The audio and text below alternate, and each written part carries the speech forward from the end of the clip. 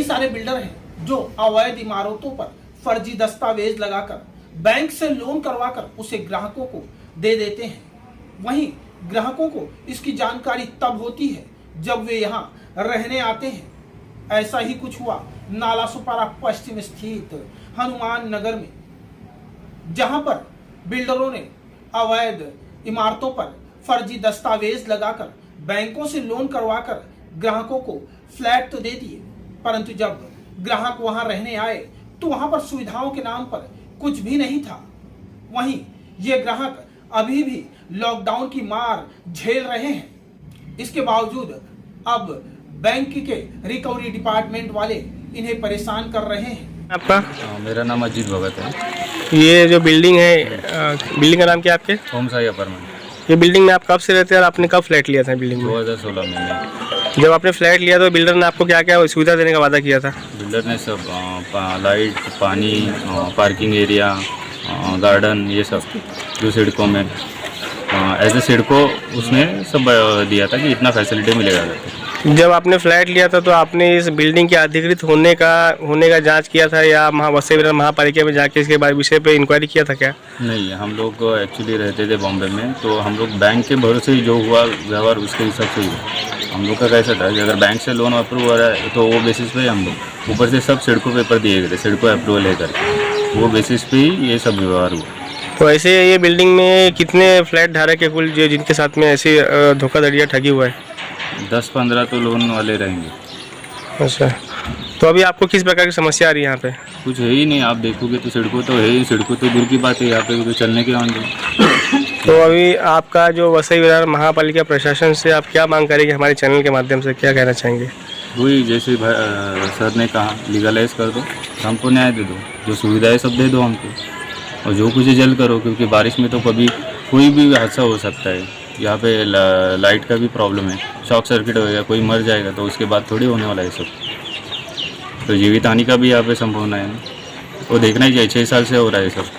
क्या आप वसई विरार महापालिका को जो कर होता है कर देते हैं हर साल? हाँ, पूरा देते हैं। तो जो कर के रूप में जो आपको सुविधा मिलना चाहिए, आपको सुविधा मिल रही है क्या वसई विरार महापालिका की तरफ से? आप भी देख सकते हो ना किधर क्या सुविधा है, कचरा भी देखो कैसे गिरा पड़ा हो।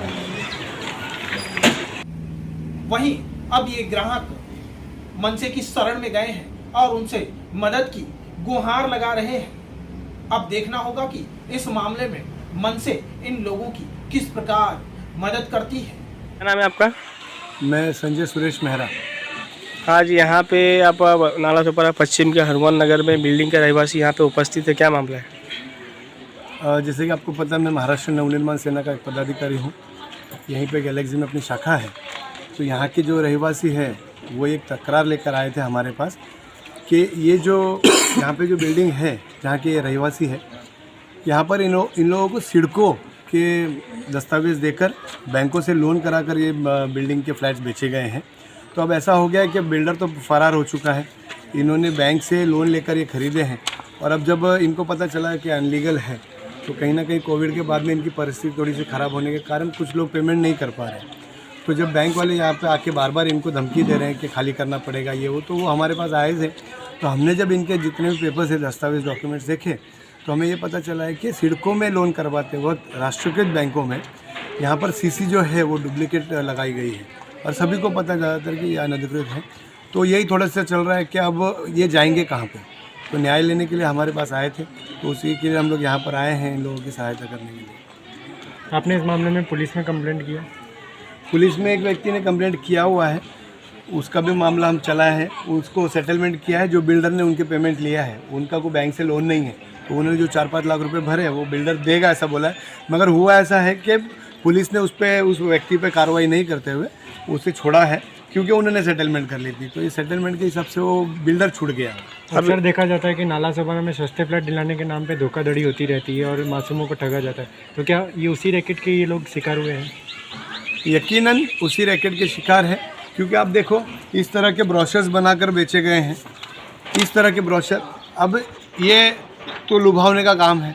अब एक 5 लाख में अगर कोई फ्लैट दे रहा है, अब ये लोगों को तो डायरेक्ट सिडको के झूठे का दस्तावेज बना के दिए गए और इनको बैंकों से लोन करा के दिया गया। तो अब ये बेचारे लोगों को क्या पता चलेगा कि ये सही है या गलत है। तो ये जिस जगह पे ये बिल्डिंग का बांधकाम हुआ है वो अनाधिकृत है, उनको कब पता चला? और महाराष्ट्र नवनिर्माण सेना जो है अपने माध्यम से किस प्रकार से इस बिल्डिंग के रहवासी को न्याय दिलाएगी? जब ये लोग हमारे पास आए तो शुरुआती दौर में तो ऐसा था कि यहाँ पर इनके लिए दिवा बत्ती नहीं थी, आने जाने का तकलीफ़ थी, मीटर्स नहीं थे, कितने लोगों ने एक डायरेक्ट करके चला रहे थे, तो वो कुछ हमारे पास कंप्लेंट थी। तो जब हम उस विषय में इनके साथ में आए, इनको हम लोगों ने सारी चीज़ें करके दी, तो जब बाद में हमको पता लगने लगा कि ये तो सारा अनलीगल है। अनलीगल नहीं कहूँगा, ये माल की ज़मीन है किसी की, मगर यहाँ पर आरक्षण पड़ा हुआ है, इसलिए वो जो माल जगह मालिक है उसके और महानगर पालिका का बीच का जो भी है व्यवहार, उसके चलते इसको अनलीगल कहा जा रहा है, मगर ये अनलीगल नहीं है। हमने उसी तरह का एक आज पत्र दिया है महानगर पालिका को कि या तो आप इसे लीगलाइज करें, जो भी शास्ति लगाकर आज तक आप कर रहे हैं महानगर पालिका की बाकी की बिल्डिंगों को उस तरह के, क्योंकि हम लोगों को इन लोगों को न्याय दिलाना है। इन लोगों को बिल्डर ने ठगा हुआ है ही है। अब महानगर पालिका इनको किसी तरह की भी सेवा नहीं दे रही है। यहाँ पर आप रास्ता देखेंगे बना हुआ नहीं है। अभी ठीक है, कुछ महीनों बाद बारिश जब आ जाएगी तो यहाँ से आने जाने की भी तकलीफ इन लोगों को होती है। तो ये भी लोग ही है ना हम जैसे, तो इन पर रहने का जो हक है, जो अधिकार है, वो मिलना चाहिए। उसलिए हम लोग महानगर पालिका को ये पत्र व्यवहार किया हुआ है और ये हम कोई ना कोई इसमें निर्णय ज़रूर लेंगे महानगर पालिका से। क्या आपको लगता है कि जो आपने आज वसई विरार महानगर पालिका से मांग किया है वो जायज़ है और आपके मांग को वो लोग मान्य करेंगे महापालिका वाले? इस विषय में हमने पूरी जानकारी ली हुई है। जो इस जगह के मालिक है उन्होंने कितना पैसा तहसीलदार में भरा हुआ है उसकी जानकारी है, उसके पेपर्स मेरे पास है। उसके बाद में आरक्षण जो पड़ा है उसके पेपर्स मेरे पास है। तो अब महानगर पालिका ही तय करेगी ना ये अनलीगल है या नहीं लीगल। तो हम उसी दिशा में बढ़े हैं आज, और यकीनन राज साहब के आशीर्वाद से, हमारे जिलाध्यक्ष अविनाश जी यादव, इनके मार्गदर्शन से हम इन लोगों को पूरी तरह से न्याय दिलाएंगे, ये मैं आपको शब्द देता हूँ। अगर महानगर पालिका ने आपकी जो मांग है, जो आपने मांग किया इन रहवासियों के लिए, अगर आपकी मांग नहीं मानी तो आप क्या करेंगे?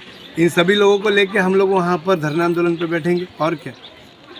नाला सोपारा से यशवंत भारद्वाज की एक खास रिपोर्ट।